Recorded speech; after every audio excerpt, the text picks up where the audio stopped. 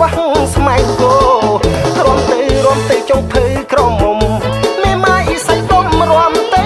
កុំធ្ងោរំញញឹមតាព្រមជួយប្រូឲ្យពុកអាសូជួយឃ្វាលគោនាងចង់អន់លេងទេគ្នាឯងទូឈ្នះចាក់ស្ដែងមកលេងរំលេងច្រៀងអ៊ំចាស់ប្រទះនឹងនាងដូចគោទុំពីអៀងជប់នាងឲ្យក្រផ្ទះ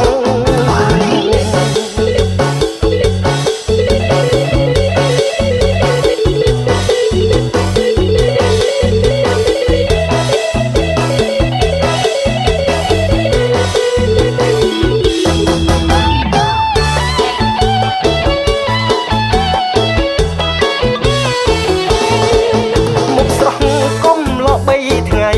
ពួយឲ្យអស់ដៃឆ្ងាយពីម៉ែអាអូន